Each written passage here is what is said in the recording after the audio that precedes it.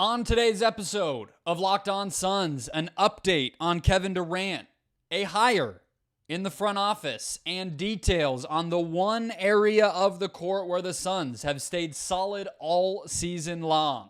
Let's go.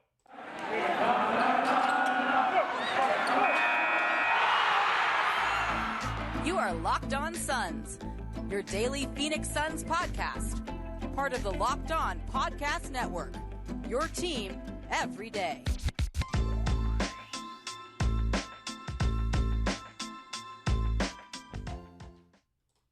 And we're back. This is Locked On Phoenix Suns. We are part of the Locked On Podcast Network, and I'm your host, Brendon Kleen, a credentialed media member covering the Suns for the past 6 seasons, a writer at Suns.com, and the host of the Just Basketball Show wherever you get your podcast. Thank you for making Locked On Suns your first listen late Monday night, early Tuesday morning. If you like what you're hearing, if you're finding us for the first time, go ahead and hit follow or subscribe on whatever podcast platform you are finding us on. We are everywhere, including YouTube. We are free everywhere. The best way to support the show, to get involved, to hang out, to just show your love is to go ahead and hit follow or subscribe. Get this show in your feed every single Monday through Friday. Stay locked on to your favorite team every day of the week. Some bonus episodes on the weekends when there's games or news. All that fun stuff. You can also follow along at Locked On PHX Suns, where you can @ me, get the conversation going there. You can also do the same down below in the YouTube comments with your thoughts on any of the topics that I'm talking about today, or just whatever is on your mind related to your Phoenix Suns. Let's dive into today's show. I told you there was an update on Kevin Durant, and I was maybe exaggerating a little bit. You might be able to tell if you've been watching or listening for a bit that I'm getting a little tired out by this season, and I don't think I'm alone. I don't want to start the show on a dire note. We're gonna pick up the energy in a second because I'll be making some jokes. I'll be having some fun, and that's exactly where we're headed here. But I'm tired of the season a little bit, and today just added to it. And so if you'll allow me, I actually think this is helpful info. This is nice perspective, and it does help inform how we're going to think about Kevin Durant when he ultimately does return. The update in question, the quote-unquote update that was provided today, was from Shams Charania on FanDuel TV. And I'm going to play the clip in a second. You won't be able to hear it on audio, so you won't even notice there was a pause. I'll cut that out. But on video, you'll see it and you'll hear it, and I'll give you the update, or my take on the update in a second. And it's not even a criticism of Shams. It's not even a criticism of anything having to do with the Suns. I'll tell you what I mean in a second, but I'm going to play it really quick for all of you guys first. Yeah, Kevin Durant's doing more and more on the court. I would expect more evaluations later this week. I think there will be potentially an update later this week and early next week when they reevaluate him and see exactly how much progress he's made. But definitely there's optimism within the Suns that they're going to be cautious, but they are hopeful that he's going to be back in lineup before the end of March, potentially early April. The goal was always here, 2 to 3 weeks in that range, but they're going to be cautious. They know the best time for him is playoff time. So making sure that he's 100%, not rushing him back, I think that'll be a priority as well. Okay, so basically in there you hear him say a few things, right? The team is expecting him back by the end of March, or early April, right? And then you have in there that the timeline has always been 2 to 3 weeks. And so I'm going to, the one criticism that I will throw at Shams a little bit here is he's married to his original report. And the original report was 2 weeks. Remember, Shams said 2, and then the Suns' official press release said 3. And so part of our issue here with where we now get our information, the thirst for updates that also then makes teams a little bit paranoid and then not want to release updates. This is all circular and cyclical. What that all leaves us with is somebody having to sort of defend the veracity of their own reporting as they continue to report. Not a very new phenomenon, but still very silly, because I guess in the past, the need to defend yourself with that stuff wasn't day to day or minute to minute. Now it is. And so that's some of the silliness here. Shams is sort of needing to mention the 2 weeks. I'm not here to say that it won't be 2 weeks, but I don't necessarily think it needed to be thrown in there, especially because he didn't really exactly double down there. He didn't say it's going to be 2 weeks. He will be back on Wednesday against the Lakers, and the Suns are just dragging their feet and trying to smoke screen everybody. He's not doing that. He's sort of just throwing that in there, in my opinion, because he wants to maintain that was a possibility in the first place, which does not seem that it really ever was. So, that in mind, the other part of this that's frustrating is the timeline, right? So, the Suns have told us Kevin Durant will be reevaluated 3 weeks from when he got the ankle hurt. So that would line him up to be reevaluated on the 29th, which is the day of the Timberwolves game. It is another home game, and it would be the soonest we would reasonably expect him to come back based upon what the Suns told us. Now, Shams could still be right, and it's 2 weeks, and maybe he's back Wednesday. Maybe he plays over the weekend. I don't know. But what's ridiculous about the timeline part of this is that he doesn't give us one, right? And so this is where I'm going to go in on a whole different side of things. I understand you, me, all of us, we're all interested in information, updates on Kevin Durant. The problem, once again, is this is not one. This is not that. This is not info. This is not an update. This is nothing. And so the problem there is the overemphasis on these insiders. I mean, I'll give ESPN a little bit of credit here. Like, they use Woj a ton. There are times when he's out there on like the countdown shows or some of these halftime shows. He's on like pre, post, and halftime in the NBA Finals. I'm not sure what he's there for, but like they are fairly withholding. They don't parade Woj out there every single day. Whereas FanDuel, by their need to get in front of all of this, they are a sponsor. I'm not even criticizing them. Whatever.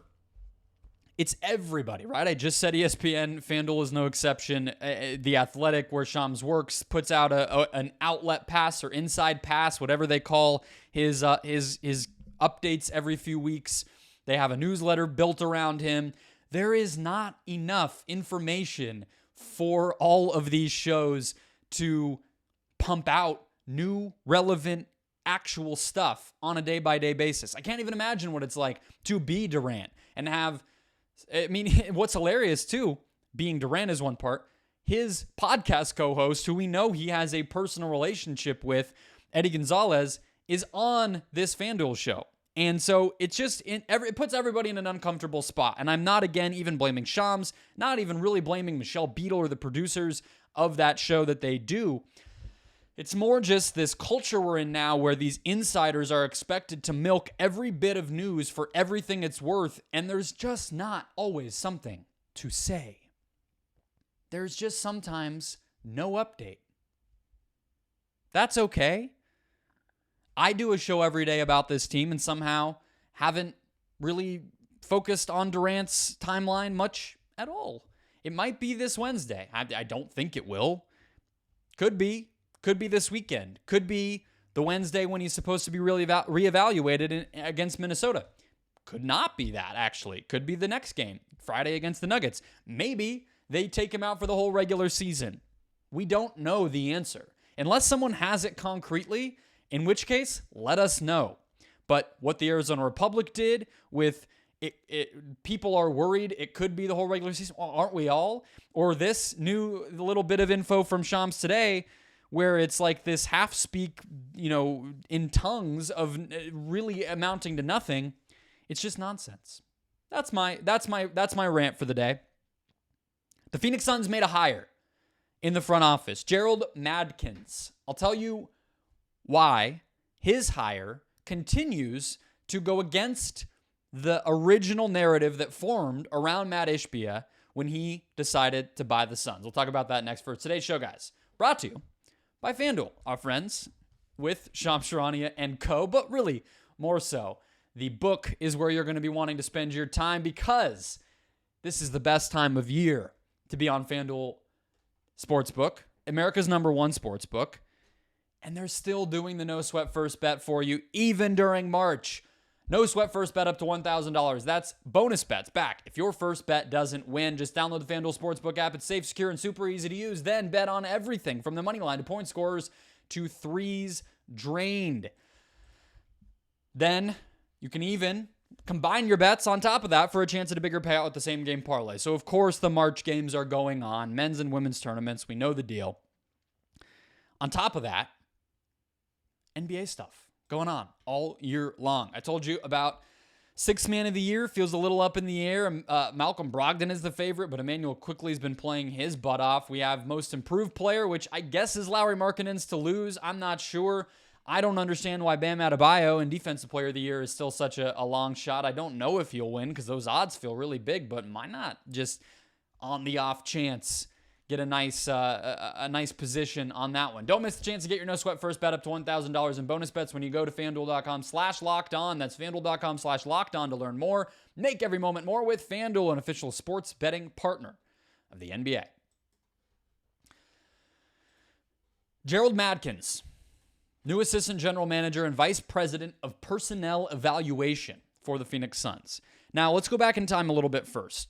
This is effectively the position that Jeff Bower held during his time in Phoenix, the early part of James Jones's tenure.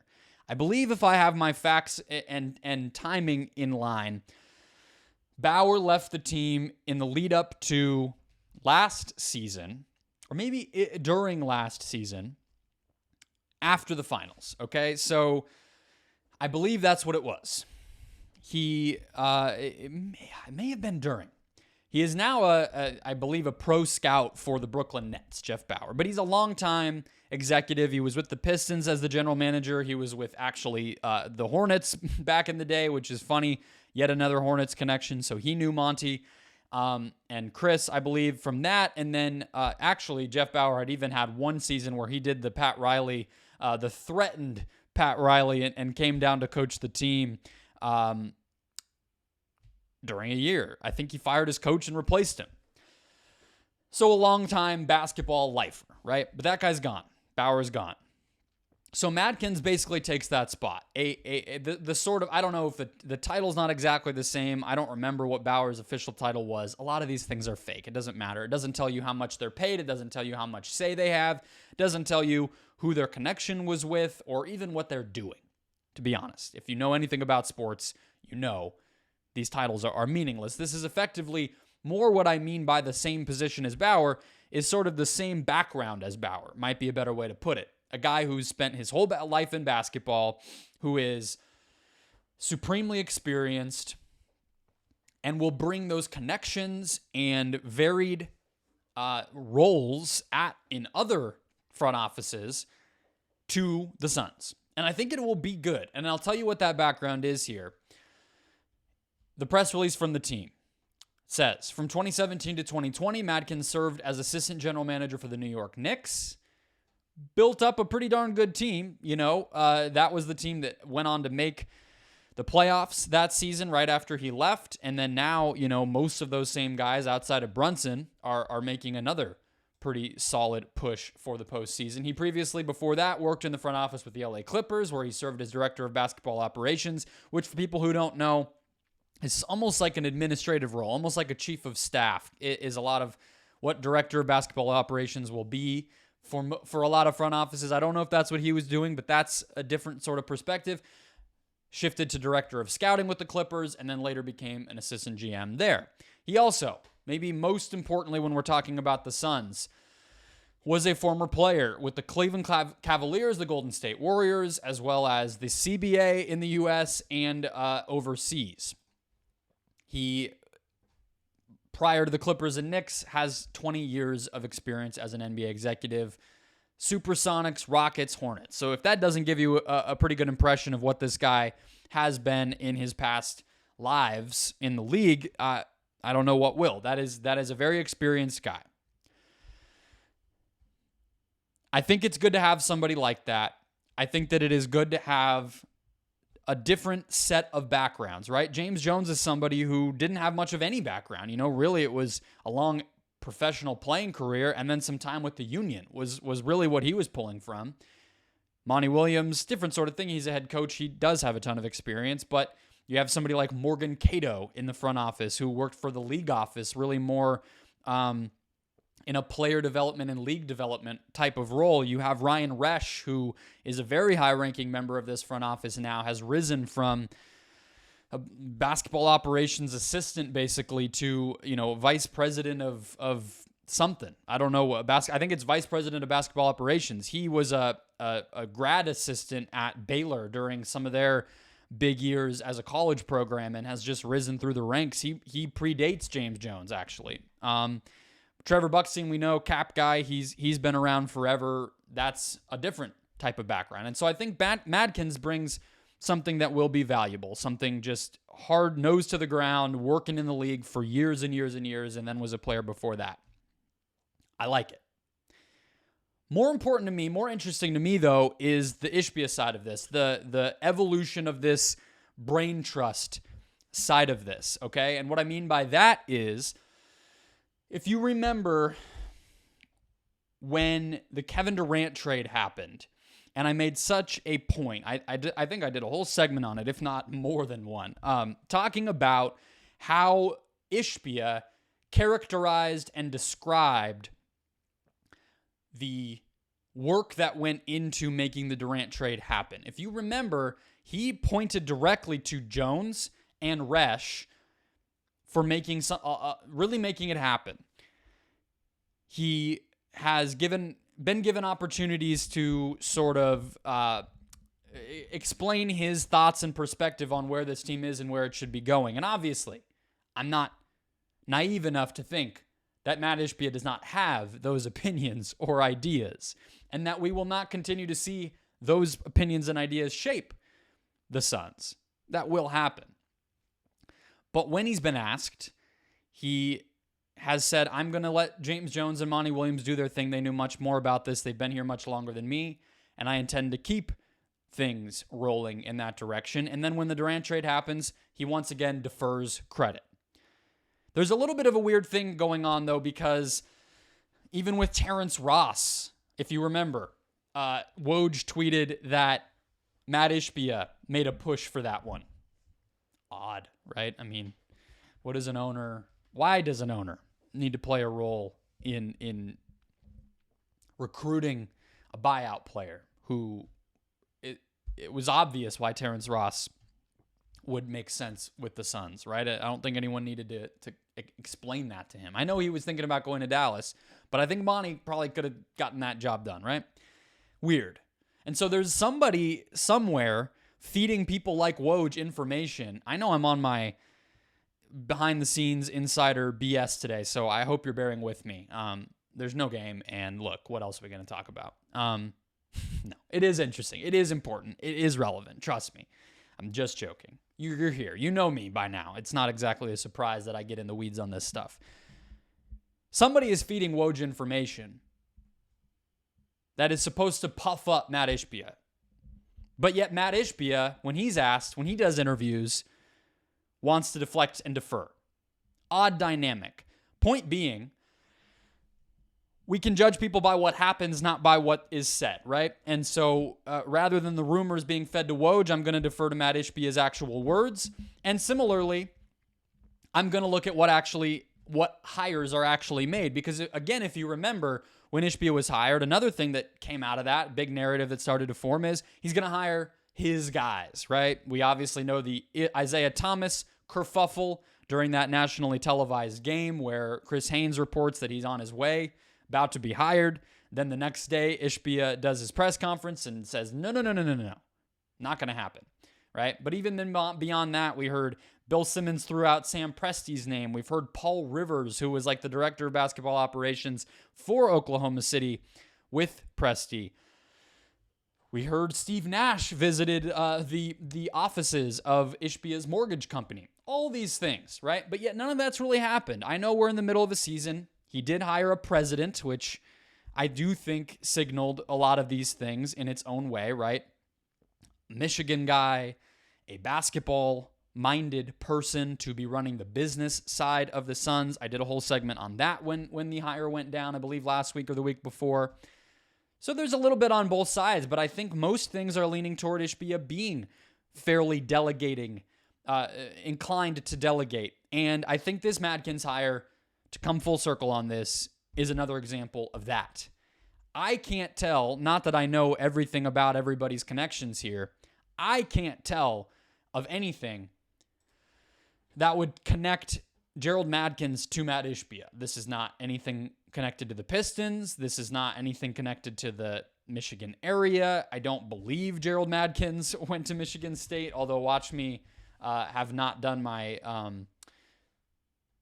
No, he went to UCLA. See, so there's nothing here. This is a James Jones or Morgan Cato or Monty Williams or whatever the case may be type of hire. And that's good to me. I'm not saying Mat Ishbia doesn't know what he's talking about. I guess what I'm saying is this team was very successful prior to him ever even getting to bid on it, let alone actually buying it and having say-so over who gets hired and how, right? So I'm going to continue to believe that the delegation is the right way to go. And when these moves happen, I'm going to make note of them because it pushes back against the narrative that he was going to come in, take over everything, and take all the credit. There was a lot of momentum in that direction, and he and his actions have gone in the opposite direction. Basketball, next. How does that sound? No more insider silliness, but basketball. I'm going to tell you why the defense for the Suns has stayed solid, stayed afloat, and helped them win games despite all of the chaos and all of the upheaval over the course of the season. We'll get to that next. First, one more quick break. And we're back. All right, Suns right now. 9th, I believe, in defensive efficiency. Points allowed per 100 possessions. 9th on the season. All right, so past 2 weeks, which Cleaning the Glass also shows, website with a bunch of NBA stats, which I'm sure you've heard me reference, 117.7 defensive rating over the past 2 weeks, which is way worse than their season-long mark and puts them in the bottom 10 in the league over just the past 2 weeks. But we know what that is. Basically 2 a day. That was when Durant got hurt, right? And so they haven't played great since. Not a big deal. Still 9th on the season. If you remember, during even the worst injury time, there was a little bit in there where everyone was hurt and they were losing a ton and the defense slipped. But when they started to pick things back up in January, it was the defense. When they, even in November, when Chris Paul and Cam Johnson both were out, and it was Booker and Payne and Ayton and whatever, low-key, quietly, subtly, it was actually the defense. If you looked at the offense back then, I think for the most part it was middle of the pack and the defense was top 10. And so now here we are, the defense, still top 10. I'm going to give you the top lines of why, because defense in the NBA is a tough thing to measure. All right, you look one day, everything looks like something, and the next day it looks like something completely different. The margins are very thin, the samples are very small, and there's a little thing called shooting luck, which some stats people will tell you a whole season isn't even enough to really say definitively that a team is good or bad at guarding threes. A lot of it's random.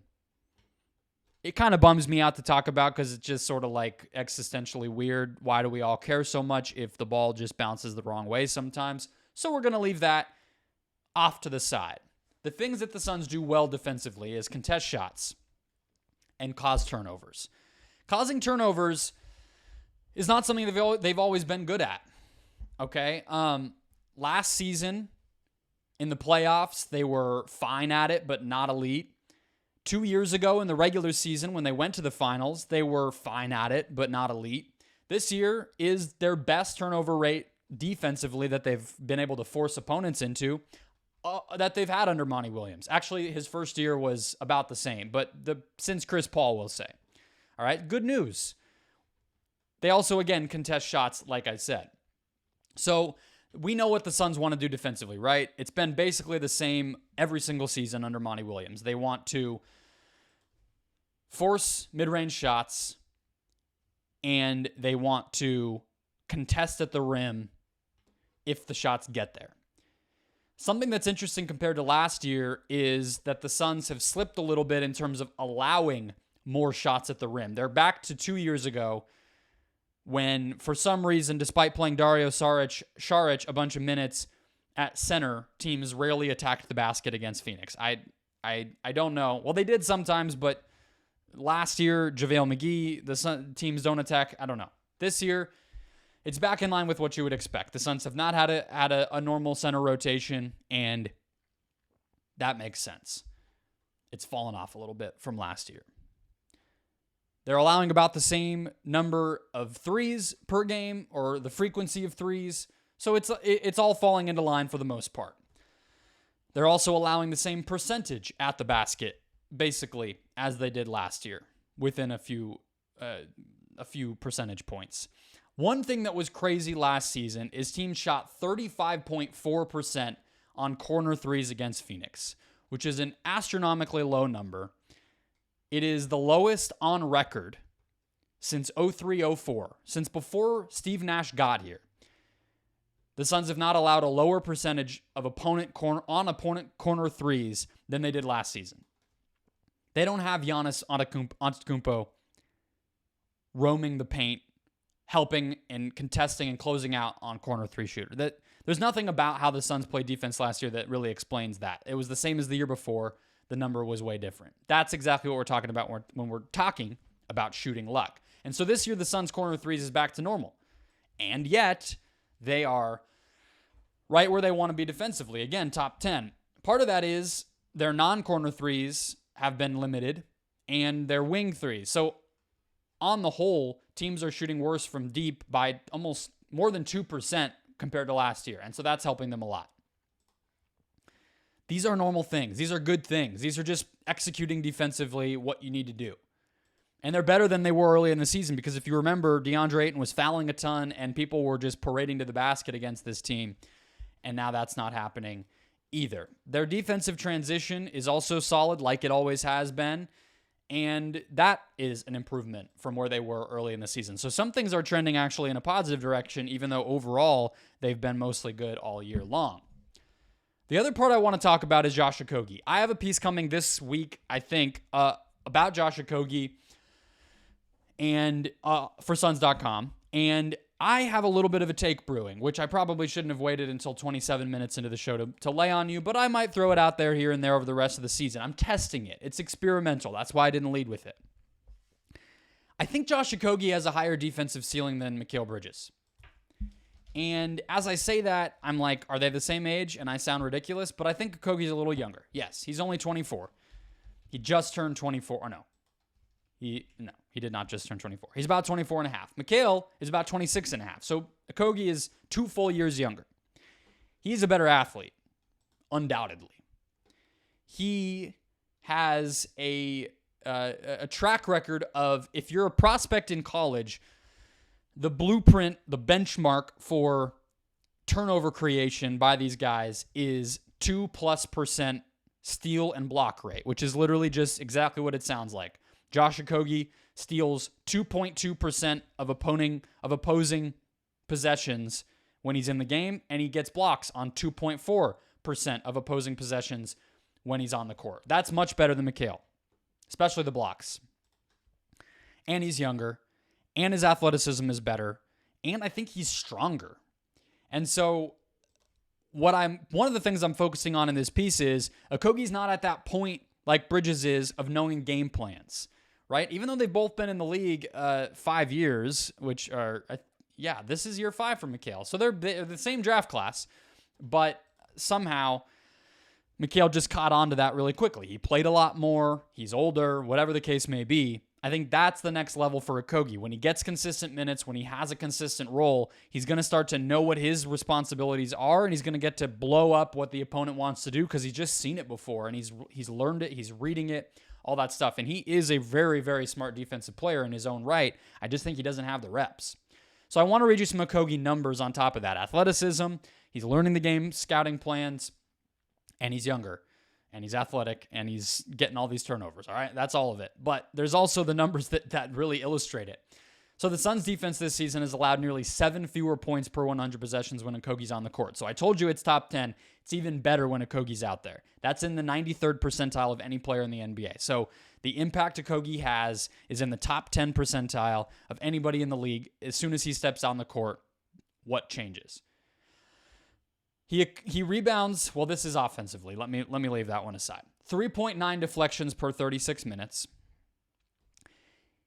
He travels 1.4 miles per game on defense, per 75 possessions on defense. That is in the 97th percentile among all players. He runs over a mile per 75 possessions. And some games are more than 75 possessions. And also some games have a higher pace and stuff. So there is a time where Okogie might run like 2 miles in a game. All right? Crazy stuff. He is 6th in the NBA. This is the last one. In defensive estimated plus minus. That is an all-in-one stat from dunksandthrees.com. 6th in the NBA. It's like Caruso, Draymond, Jaren Jackson, Giannis, Brooke Lopez. It's all the best players, and then it's Josh Okogie. It helps to have a guy like that. And so the defense has stayed steady. They did lose McHale. They never had Jay. We have question marks at backup center. But they have Josh Okogie. And I don't think you should overlook that. All right, that'll wrap us up for today, guys. Catch me tomorrow getting you ready for Suns game day with Aaron Edwards for his weekly visit. We'll also have a recap after the buzzer of Suns Lakers on the road. A surprisingly tough game I don't really want to think about yet. So that's the schedule for the rest of the week. Hit follow or subscribe to get this show in your feed every single Monday through Friday. Get locked onto your favorite team. In the meantime, go make Locked On NBA your second listen. Get caught up on all things NBA across the whole league between now and the next show. That show's available on all podcast platforms as well, and I'll talk to you all tomorrow.